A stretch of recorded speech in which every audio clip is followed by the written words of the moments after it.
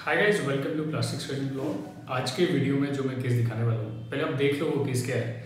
एक छोटा बच्चा है जिसकी उम्र 6 महीने की और उसको चेहरे पर इस तरह के निशान से बन गए हैं। ये निशान घर वालों को जस्ट 1 महीने पहले ही नोट हुए थे और उन्होंने ऐसा नोटिस करा कि पेशेंट को बच्चे को सर के मुंह पे ऐसे निशान बन रहे हैं और फिर वो पीडियाट्रिशियन के पास गए। फिर वहाँ से पीडियाट्रिशियन ने प्लास्टिक सर्जरी को रेफर करा पेशेंट।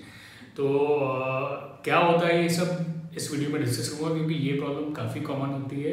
और कॉमन होने के साथ में यहाँ पे ये होता है कि जो पेरेंट्स होते हैं उनको बहुत ज़्यादा इस चीज़ से डर लग जाता है कि अरे ये क्या हो गया है और ये चेहरे पे ऐसा निशान बन गया है, अब आगे क्या होगा, ये ठीक कैसे होगा, बहुत से क्वेश्चंस होते हैं। और सबसे अच्छी चीज़ ये है कि जो ऐसे केसेस होते हैं इसको अगर आप समझ लेंगे तो 90% केसेस में तो कुछ करना ही नहीं होता है, अपने आप ठीक हो जाते हैं। और जिन केसेस में कुछ करना भी होता है वो तो फिर आगे जो बच्चे जब बड़े हो जाते हैं उस एज के अंदर कुछ करना होता है, वो भी कॉस्मेटिकली इसको अच्छा दिखाने के लिए करना होता है। अदरवाइज 90% केसेस के अंदर कुछ करने की जरूरत नहीं पड़ती। चलिए डिस्कस करते हैं। एक छोटा बच्चा था, वो ओपीडी के अंदर आया ये कंप्लेंट लेके कि उसको चेहरे पर इस तरह के जो होते हैं वो निशान बन गए थे। मदर थी बच्चे की, उसने बोला कि डॉक्टर इस तरीके इसके ऊपर निशान बन गया है और ये हम लोग ने 2 महीने पहले ही नोट करा है। और मैंने पूछा उनसे और आपको क्या कंप्लेंट्स है, तो उन्होंने बोला निशान चेहरे पर है, इसके अलावा कंप्लेंट ये है कि इसमें कभी कभी ब्लीडिंग भी होती है और वो जो ब्लीडिंग होती है फिर वो इजीली नहीं रुकती है। ये 2 कंप्लेंट पेशेंट्स की थी।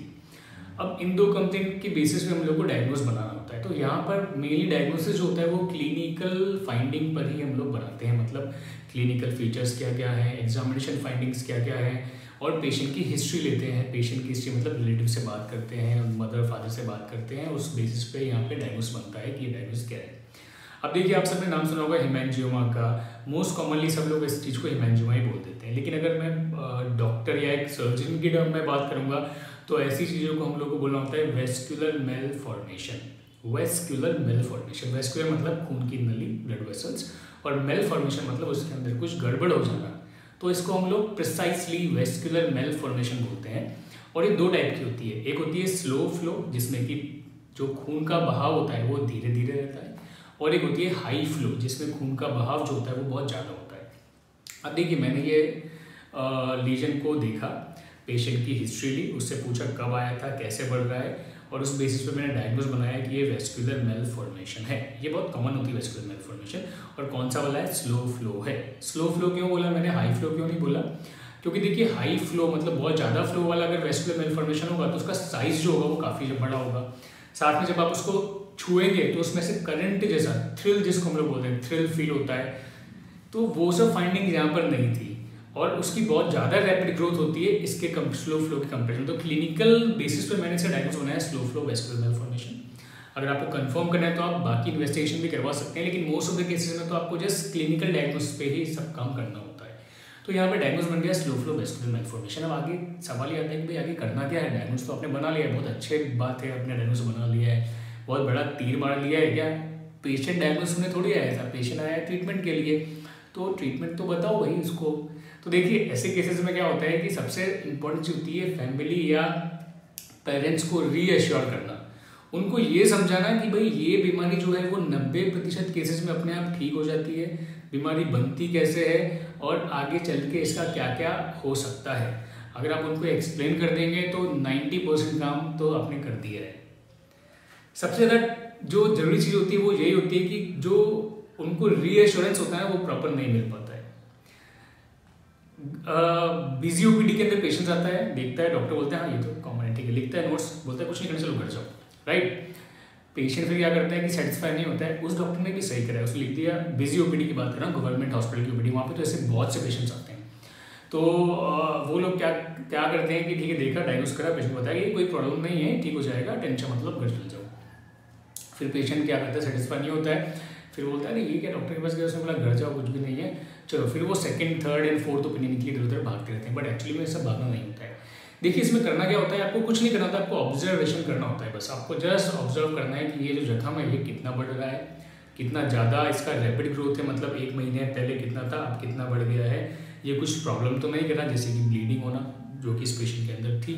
और इसी के अलावा अगर नाक के पास है, नाक के अंदर तो नहीं जा रहा है, नाक के अंदर जाने के बाद अगर साइज बढ़ गया तो कोई सांस लेने में तकलीफ तो नहीं हो रही है, इस पेशेंट में अगर आप नोट करेंगे तो उसके होठ के ऊपर या अपर जो लिप है यहाँ पर भी जो वायलेट कलर का डस्कीनेस है वो है, इसका मतलब यहाँ पर भी वेस्कुलर मेलफॉर्मेशन है।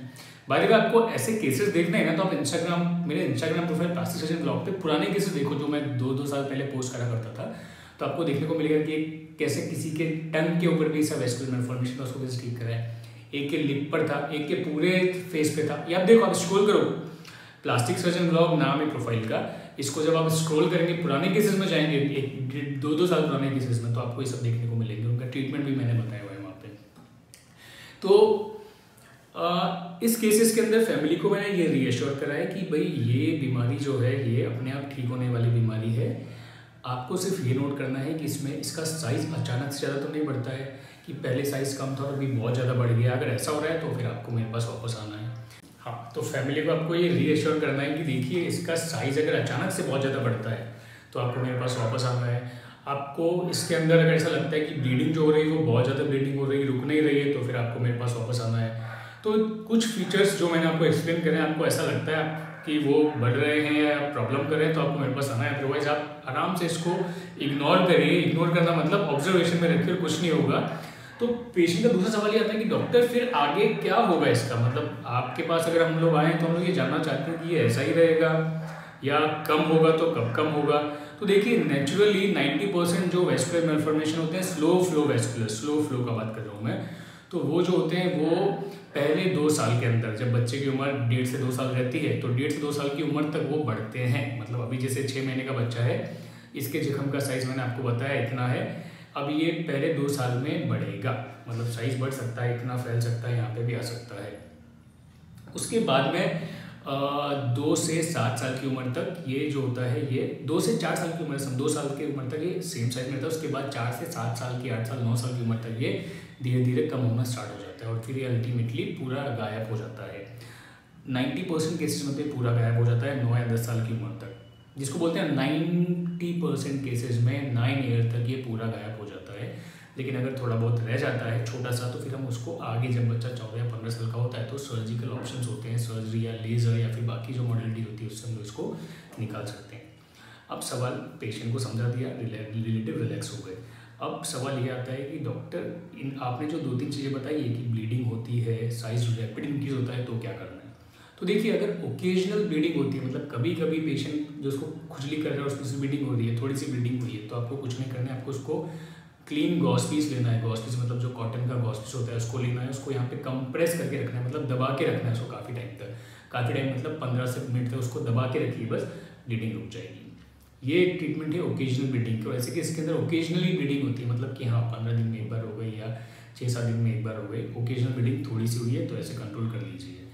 लेकिन ब्लीडिंग फ्रिक्वेंटली हो रही है, ज़्यादा हो रही है, या फिर साइज़ बहुत ज़्यादा अचानक से बढ़ने लग गया, तो ऐसे केसेस के अंदर फिर हम लोग को इसके अंदर ड्रग थेरेपी देनी होती है। ड्रग थेरेपी हम लोग पेशेंट को स्टेरॉइड्स देते हैं और स्टेरॉइड्स के साथ में प्रोपानॉल, एक ये बीटा ब्लॉकर होता है प्रोपानॉल। ये रैपिड इंक्रीज साइज वाले जो वेस्कुलर मेलफॉर्मेशन होते हैं उसके अंदर प्रोपानॉल और स्टेरॉइड्स दिया जाता है।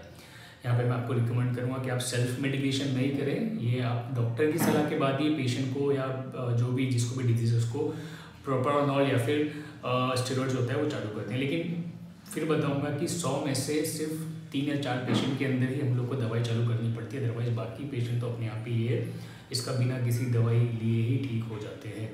तो ये दूसरा पॉइंट हो जाता है जो पेशेंट को हम लोग रीअश्योर कर देते हैं। अब बात होती है कि अगर ये आगे की लाइफ तक भी कम नहीं होता है तो क्या करना है। तो देखिए तब जो होता है वो डिपेंड करता है, अगर छोटा सा है तो सर्जरी से निकाल देते हैं, बड़ा है तो उसके लिए भी अदर बहुत सी मॉडलिटीज़ होती है, वो मैं यहाँ पर डिस्कस नहीं करूँगा क्योंकि वो एक बहुत बड़ा टॉपिक हो जाएगा। यहाँ पे तो मैंने सिर्फ इसलिए डिस्कस करा है कि आप में से जितने भी लोग ऐसे बच्चों को देखते हैं जिनके घर में ऐसे मेंबर्स हैं, तो आपको टेंशन लेने की बात नहीं है, ये अपने आप ये चीज़ होती है, अपने आप ठीक हो जाती है। और ये अगर आप ध्यान रखेंगे तो अच्छा रहेगा। तो यही था, और आप इंस्टाग्राम पे कनेक्ट कर सकते हैं, प्लास्टिक सर्जन लोग इंस्टाग्राम की आईडी है, बाकी कुछ क्वेरी है तो आप वहाँ पे डाल सकते हैं। और thanks for any, bye bye.